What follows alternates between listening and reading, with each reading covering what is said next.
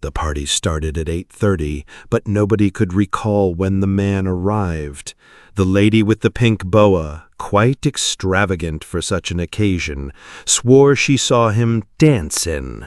He swept through the double doors, she said, with a flourish so dramatic it must have been rehearsed. Surprisingly, this grand gesture had drawn no attention besides her curious eyes.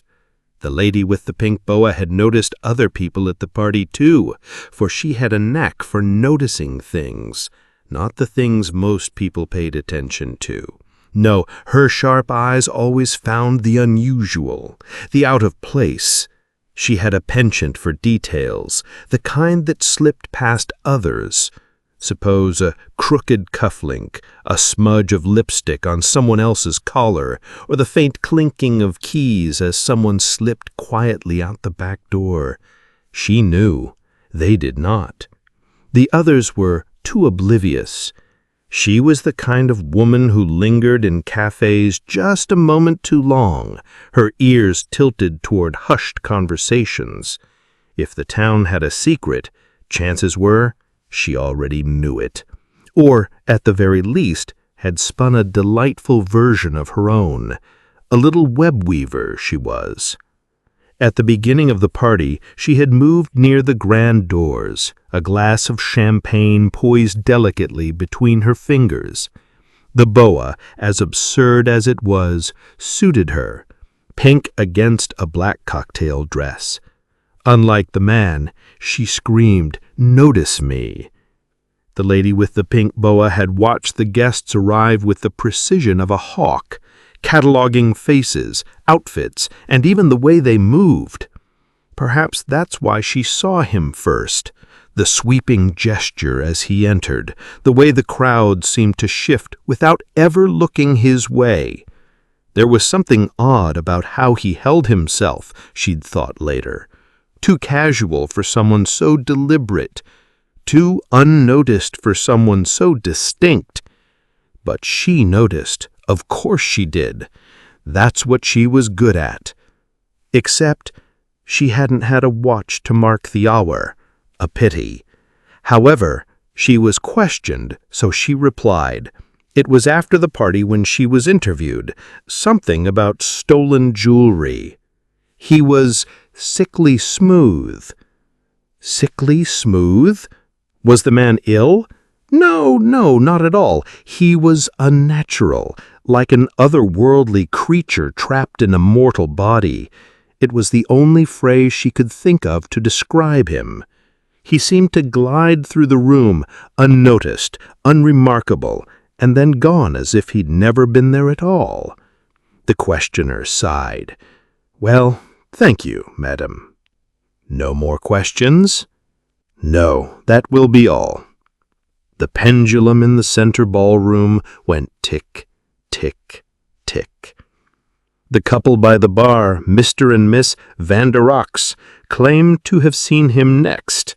The man had ordered a glass of whiskey and perched himself on a maroon bar stool. His posture was relaxed, and his gaze was sharp as it swept the crowd. For a while he did nothing but watch, the amber lights of the room flickering off his drink. Miss Van der Rox was the embodiment of elegance, the kind of woman who could wear an heirloom pendant made of a hateful bronze and make it look as though it had been crafted for her. She moved with the languid class of someone who had never rushed for a bus or fumbled with loose change at a counter. Her silvery bangles chimed softly as she lifted the wine to her lips. She liked the sound. It reminded her of coins dropping into a velvet purse. It was rich. And she had a taste for the finer things, wine that cost as much as the chandelier, vacations that involved private jets and exclusive resorts. When something displeased her, say a botched floral arrangement or a waiter with a wrinkled shirt, she solved the issue the same way she always had, by throwing money at it. Money smoothed over everything, softened sharp edges, and quieted raised voices. Money was her lifeline. And yet, Miss Van der Rox was no fool. She hid a sharp mind behind her delicate demeanor and posh exterior. That man, she thought, perched on the bar stool, swirling his whiskey, did not belong at this party. Not because of his attire, although the sneakers were an affront to her sensibilities, but because of the air about him. At first, she and her husband had watched him out of suspicion, her pale fingers tightening around the stem of her glass. A man like that couldn't have been invited, especially not to this kind of party, her party. Surely someone must have seen him slip in through the side door or scale the garden wall. But no, even better, nobody seemed to care. Miss Van der Rox wasn't one for confrontation. It was usually her husband's job. And she wasn't particularly interested in playing the role of hostess, certainly not tonight when the guest list had been curated by her husband and his business cronies. But her curiosity got the better of her. It always did. The way he sat there, unbothered, observing the room as though he had every right to be there, bold beyond belief. It was entertaining, and the first thing to actually spark her interest that night. She hid a smile behind her hands. It wasn't just that his suit was off the rack, or that his bowler hat seemed better suited for a costume party. No, it was his attitude. He carried himself with an ease that felt almost deliberate, like he wanted to blend in, but wasn't entirely convinced he needed to. She approached him with her usual poise, jewelry catching the light as she settled on the bar stool beside his. "Good evening," she began. He tipped his bowler down in greeting. "How d'ye do, miss?" "Oh, simply delightful, I do say. What shall I call you?" "I don't know. Whatever you'd like, I suppose." "You don't know? Can't you remember your name?" "Can't say I do," he had replied, lightly, almost amused. "How odd," she hummed. "Well, no matter. Here, have another drink. It's on my husband." And then he had smiled, polite, the kind that lingered just long enough to be noticed. He accepted the drink with a nod, and their conversation drifted into silence. Mr. Van der Rox was too absorbed by his blunt and the men laughing next to him to notice his wife engaging with another man.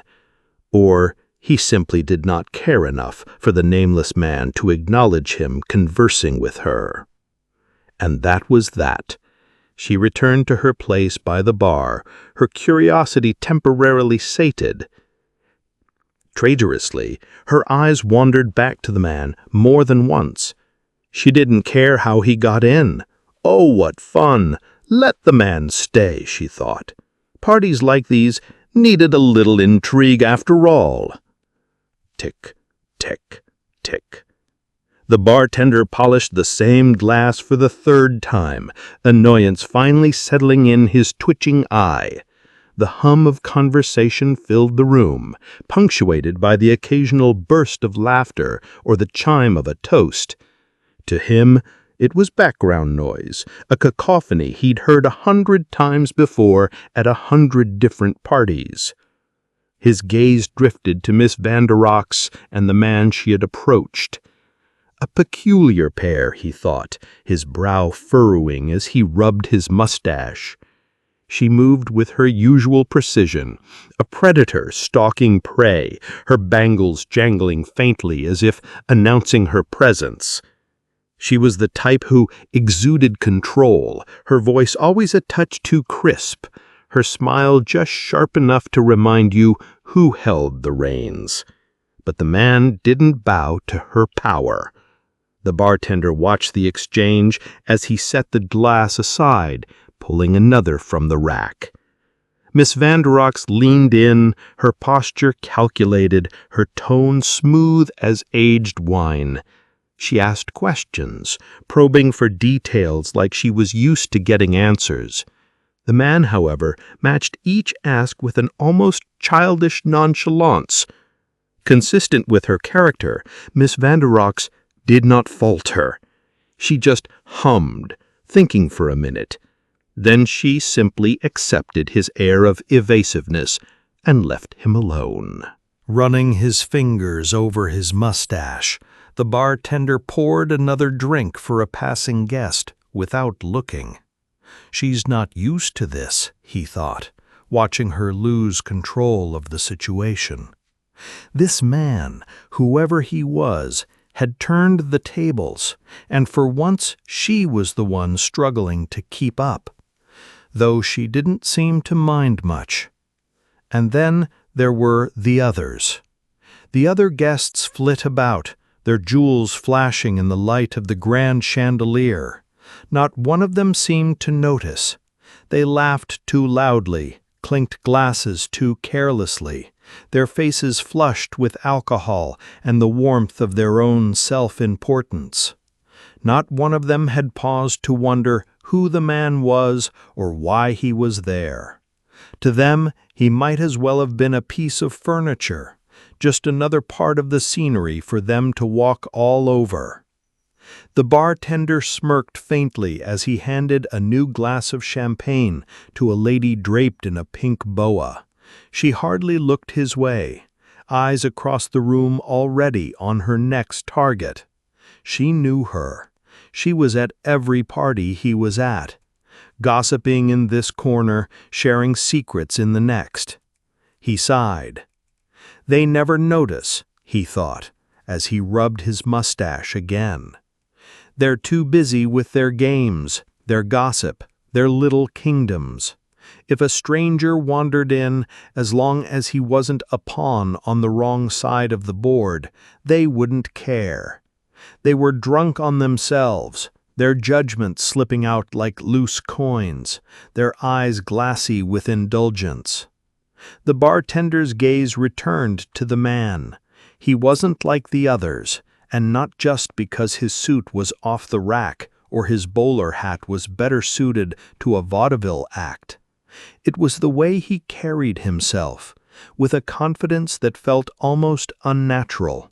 He didn't need to belong, he simply was. It was unusual. When Miss Van der Rox finally retreated, her expression carefully schooled, but her eyes betraying her intrigue, the man caught the bartender's eye.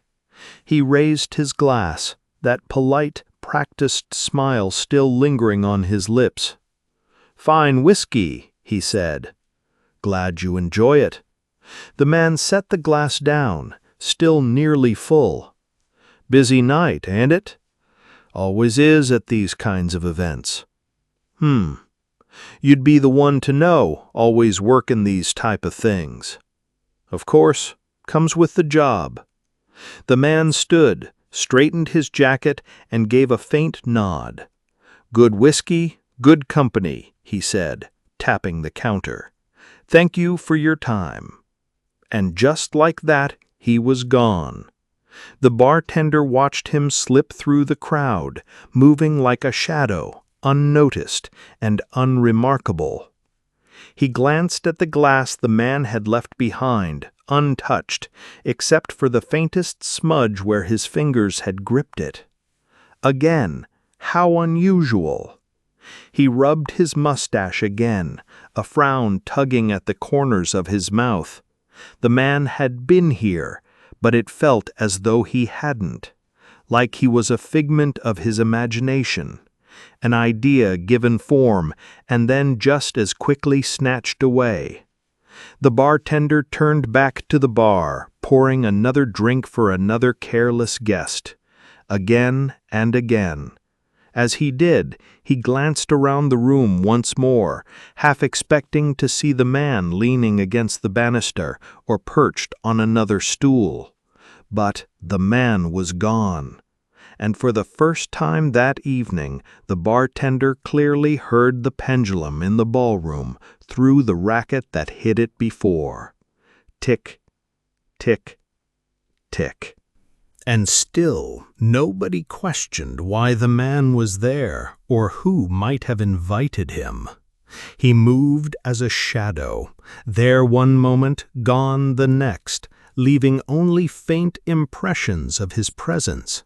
Guests would spot him from the corner of their eye, lingering by the staircase or leaning against the polished banister, but when they turned to look, he was already somewhere else. When the clock struck midnight, though, he was unmistakable. He stepped onto the dance floor with a girl in a dress as red as a drop of blood against fresh snow. Her dress was by far the finest dress out of every woman at the party. The elegant red gown, long and flowy, luxurious fabric pooled around her ankles. Surely it was a satin, maybe silk-spun cloth framing her figure. The crowd parted instinctively, watching as the two moved together in impossible synchronicity. Their movements were a quiet spectacle, their steps so fluid they might have been inhuman. Around them the other dancers faltered, feet tripping over themselves as if the room itself had forgotten the rhythm. And for what, too? A pair of unknown people shocking the room to such great lengths? It was unheard of. Had they met before? Who could say? The man's bowler hat cast a shadow over his eyes, making it impossible to tell if he was watching her or the crowd, or both. Horrendous, the elites whispered, but their disdain hushed into silence as they watched, encaptivated by this faceless man. Nobody knew him, and nobody found out. At last it was 4, and the guests began to trickle out. Heels clicked against marble, laughter faded into the crisp night air. The ballroom, once brimming with life, was now an empty, echoing room. Only a handful remained, Miss Vanderrox among them, nursing the remnants of her wine. The pink boa lay discarded on a chair. Her owner had long since left, though her whispers lingered like the echoes in the ballroom. Miss Vanderrox looked down at herself. Her pale fingers froze mid-motion, gripping the delicate stem of her glass. Heavens! Her bangles, those cherished silvery bands, soft as $100 bill and unmistakably hers, were gone. Her gaze swept the room, her brow furrowing. Impossible! She would have felt them slip, heard the gentle clink of coins in a purse as they fell. They couldn't have simply vanished. Her eyes landed on the maroon bar stools. A strange unease pricked at her skin. The man, too, was nowhere to be seen, not by the staircase where he'd leaned earlier, nor at the bar where he'd swirled his whiskey with practiced ease. It was as if he had evaporated into the night, leaving behind nothing but Miss Vanderrox's tempted mind. He surely knew what he was doing, giving her half-answers and disappearing around every corner, but didn't have the human decency to relieve her of this new burden. Alas, she turned away from the fleeting memories and the man's shadow that still cast over the room. Her fingers instinctively sought the absent bangles, tracing her bare wrist. Jewelry just didn't disappear, and accusations weren't her style, not without proof. Yet the unease lingered in her naked arms and unasked questions. Miss Vanderrox drained her wine, the last bitter drop settling in her throat. Oh, what a peculiar surprise! The girl in the red dress stood alone on the dance floor, her gown pooling like blood at her feet. She must have been the last guest at the party. Her gaze was distant, her hands clasped together as if trying to hold on to something not there. Someone asked her name, but the girl only smiled faintly, as if the question could make her laugh. Perhaps it could. Just like the man. The girl turned, her dress whispering against the floor, and made her way to the grand doors. The air seemed to shift as she passed, a chill running down Miss Van der Rox's spine. The girl paused at the threshold, glancing back only once, her eyes meeting Miss Van der Rox's for the briefest of moments. There was something there, she supposed a warning of sorts, something to say, "Don't follow me, you'll regret it." With the girl's head tilted just enough for Miss Van der Rox to catch the faintest glint of gold at her ear, she noticed a small hoop earring she knew hadn't been there before. And then the girl, too, was gone. Later, when the staff began clearing the room, one of them found the man's bowler hat resting on the corner of the pendulum. It was perfectly ordinary, worn, with a faint smudge of dust along the brim. It felt intentional how the only thing left behind by a man with such talent in the art of disappearing was the most noticeable item on his person. The bartender picked it up, turned it over, and laughed. Inside, etched faintly along the inner rim, were 3 words: "Time well spent." Miss Van der Rox's lips twitched into a smirk. A part of her wanted to ask, to pry, but she hesitated. These secrets, she decided, were better left unanswered. Rather than finding answers, sometimes it's best to explore the possibilities. She could respect a good thief, particularly one that gave her night some light. The great pendulum in the ballroom gave its final chime as the clock struck 5. Tick, tick, tick.